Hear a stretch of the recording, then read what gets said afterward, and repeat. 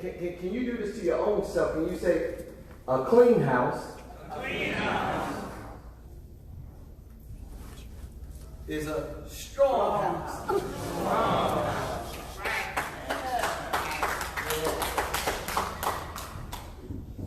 A clean house is a strong house. Clean house, strong house.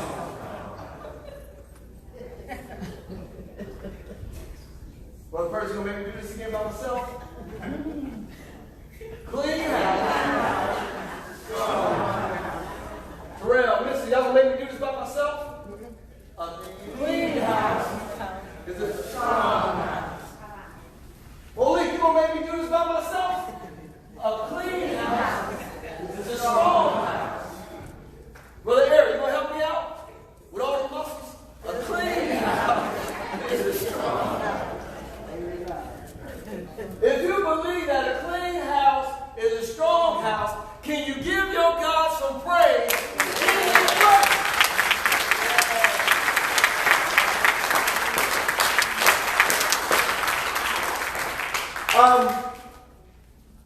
If I can get my first picture, please.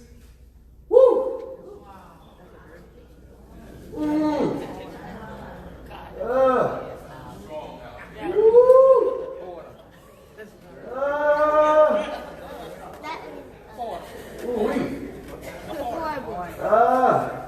Any mothers in here say that ain't gonna work?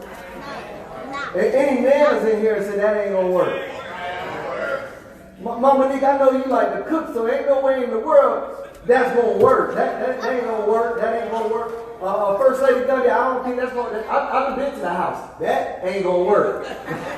Lady McCullough, that ain't gonna work. That ain't gonna work. That ain't gonna work. That ain't gonna work. My mama taught me a long time ago that if you want to eat, I ain't cooking nothing in a dirty kitchen.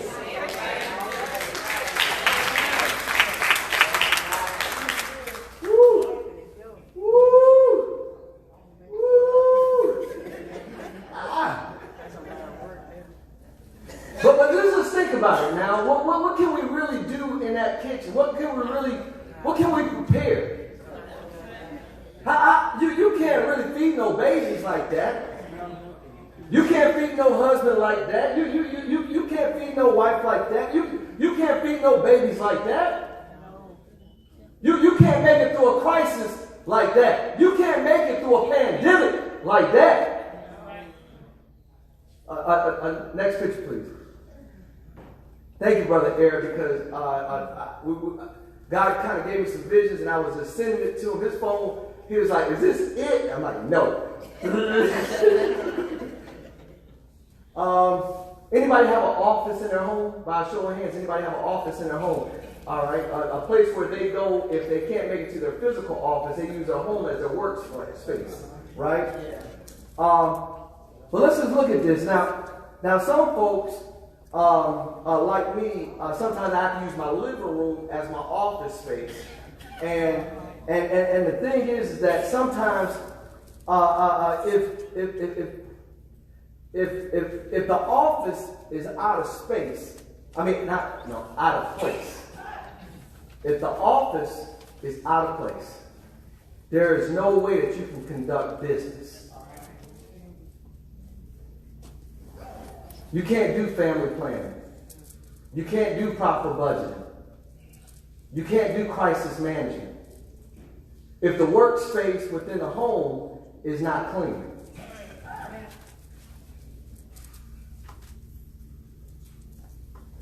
There's a guy by the name of Dr. Amos Wilson,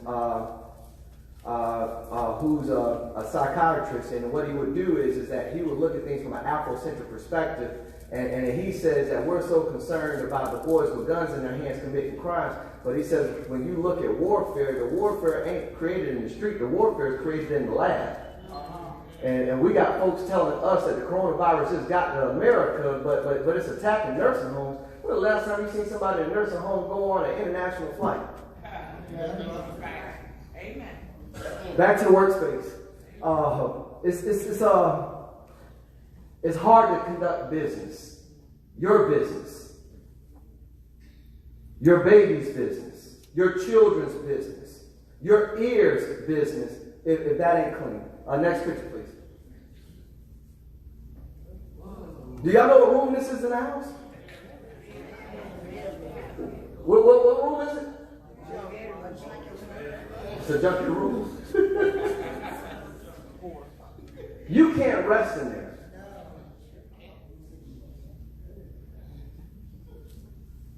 And there's no way that you can get through this if you can't rest.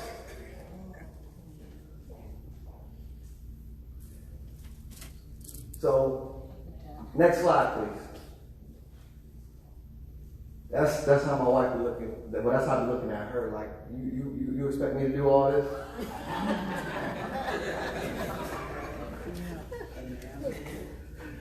Next picture, please. But that's how I get, when she give me a little bit of motivation. We got to be willing to make sure that our house is clean. All right? And even some areas we don't feel like it. Next picture, please.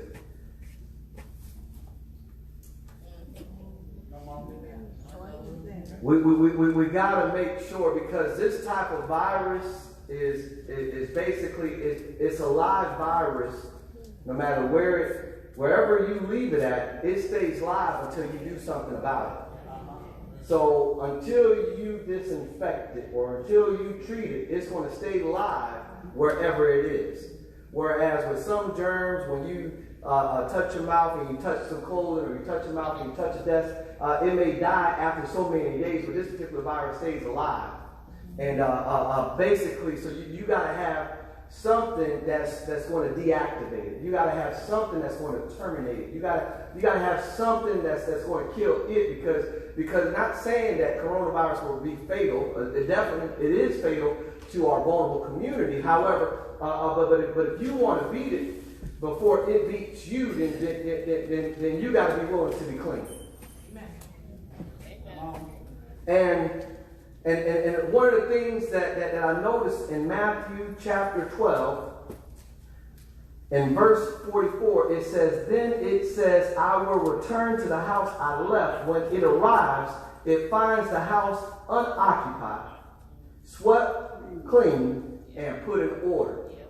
So for my young people, because this is Fourth Sunday, Youth Sunday, has anybody ever heard of the story of Goldilocks and the Three Bears?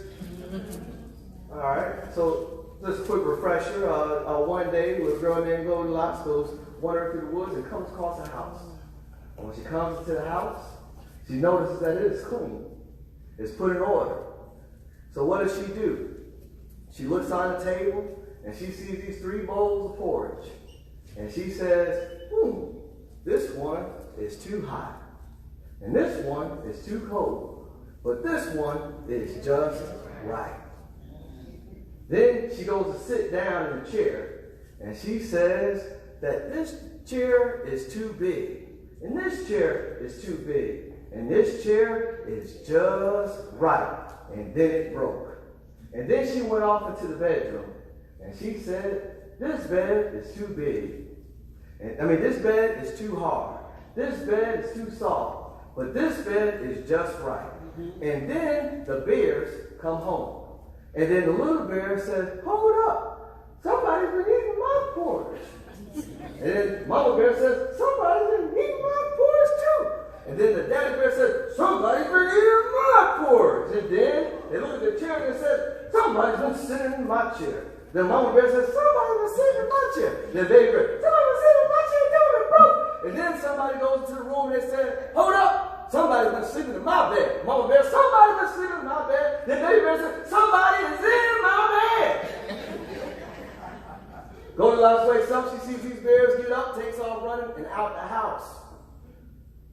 Goldilocks would not have been able to come in if the bears were home when she arrived. But the thing is that when God cleans us up, and when he gives us hope, and when he gives us a word, and he gives us new life, he gives us redemption, he builds up our hope, he strengthens our faith. The thing is that when he cleans us up, a lot of times we leave him, but he never leaves us.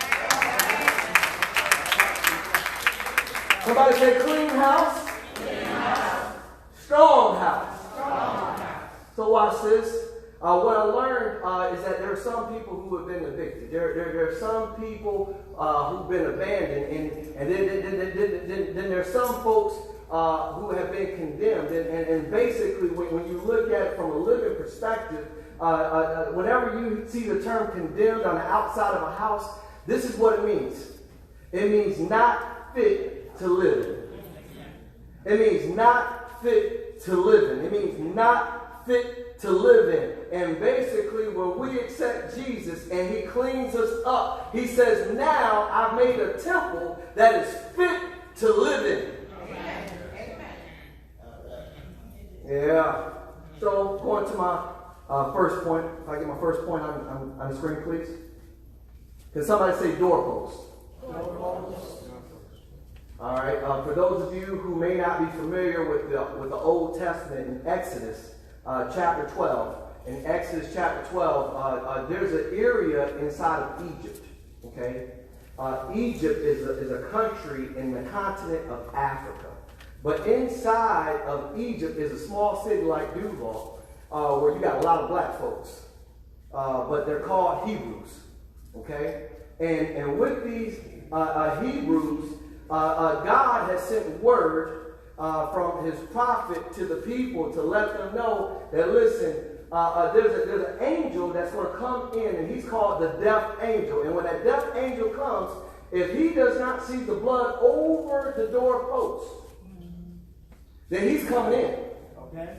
So basically, we got to make sure that the doorpost is covered by the blood. We got to make sure that our homes are covered by the blood, because this is what it says in Exodus chapter 12. Verse 13, I see people taking pictures of the screen. This is beautiful. This is great. So that way, when you go back home and the one that wasn't able to make it, you can share with them, listen, these are some of the things that we're doing. We may not be doing it physically, but this is what we're going to do in the spirit. We're going to make sure that our house is covered by the blood. And people say, why is the blood so important? The blood is so important because there's certain things that happen that when the Bible talks about Daniel, when Daniel was a very mighty prophet, according to God, and basically he was so obedient to God. He was in a land called Babylon, but he began to pray, and then he began to fast. But even in the midst of his fasting and praying, per se, what happened was that basically it said that the prince of Persia was stopping his prayers from being answered. So therefore, God sent an archangel Michael into to push him out, to beat him up, to put him in his place, so that God was able to move on his prophet's behalf. But the thing is, we talk about prayer, we talk about fasting, and then we even talk about being baptized. But there's one thing that the enemy cannot fight, and that is the blood of Jesus. Is there anybody in here who knows it was the blood?